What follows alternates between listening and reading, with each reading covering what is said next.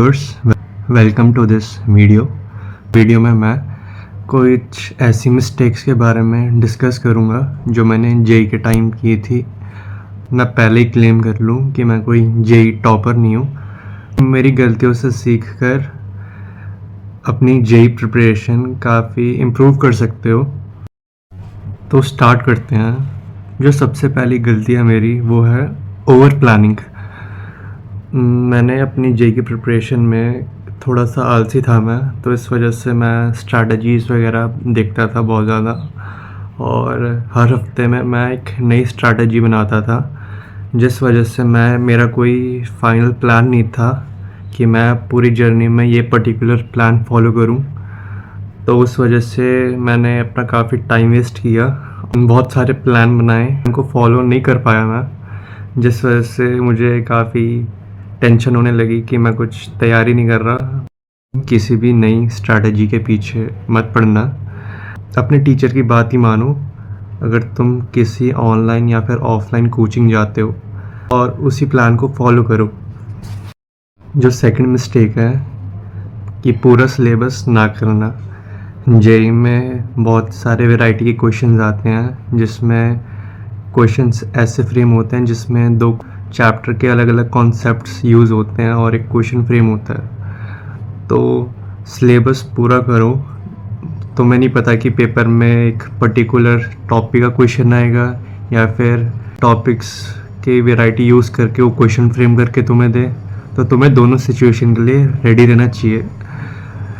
तो हाँ, अगर तुम पूरा सिलेबस करके जाओगे तो फ़ायदे में रहोगे। क्या पता जो टॉपिक तुमने पढ़ा है उसमें से टफ़ क्वेश्चन आ जाए, और जो टॉपिक तुमने स्किप किए हैं उसमें आसान क्वेश्चन तुम्हें मिल जाए। तो मैं नहीं चाहता कि तुम पेपर के टाइम रिग्रेट करो कि तुमने टॉपिक स्किप किए हैं।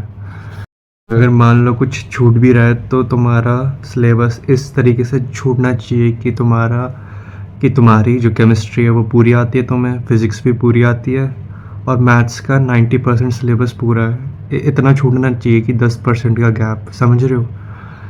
देखो, कुछ ऐसे स्टूडेंट्स भी होते हैं जो 70-80% सिलेबस पूरा करके अच्छे मार्क्स ले आते हैं जेई में, जिसमें उनकी 95 कुछ परसेंटाइल बन रही होती है। ठीक है, मैं वैसा नहीं हूँ, मैं एक एवरेज हूँ, और मैं ये कंसीडर करके चल रहा हूँ कि तुम भी एक एवरेज ही हो पढ़ाई में। जो थर्ड मिस्टेक है, पूरी प्रिपरेशन के टाइम ढंग से रिवीजन ना करना। मेरे ड्रॉप ईयर में कुछ 30-40% सिलेबस पूरा हो गया था। उसके बीच में हमारे टीचर्स ने हमें एक प्रैक्टिस प्रॉब्लम दी थी रिवीजन के लिए। वो चीज़ मैंने स्किप करी थी, जिस वजह से जब मैं काफ़ी टाइम बाद उन टॉपिक्स पे आ रहा था तो मैं कम्प्लीटली ब्लैंक हो गया था, जिस वजह से काफ़ी स्ट्रेस बढ़ गया था और मेरे को थोड़ा ज़्यादा टाइम लगा था उन टॉपिक्स को वापस रिवाइज करने में।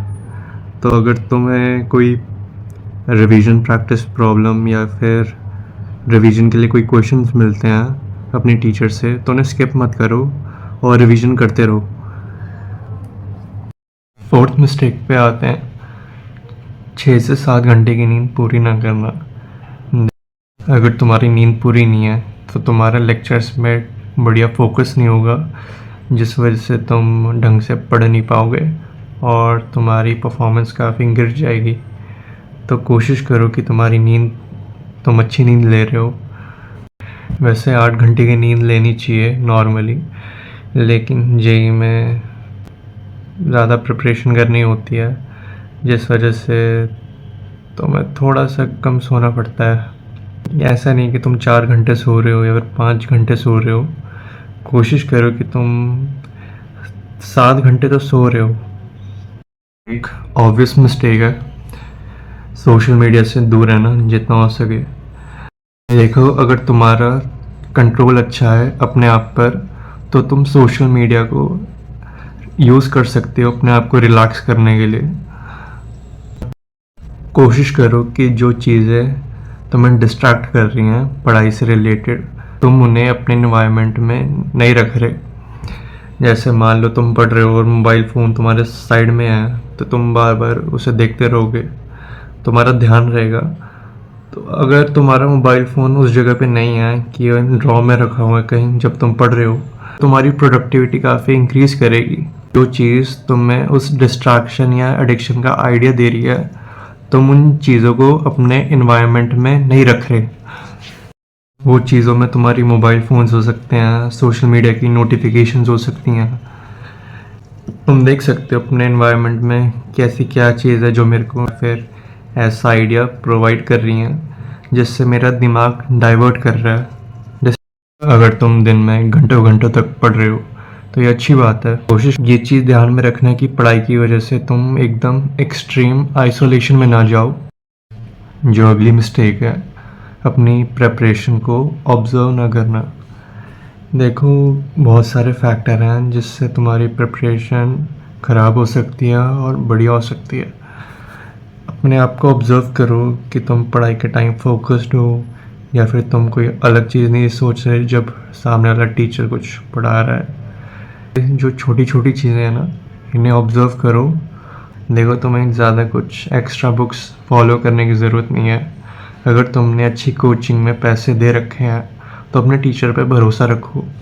वो टीचर तुम्हें धीरे धीरे धीरे करके जेई लेवल पे लेके जाएगा।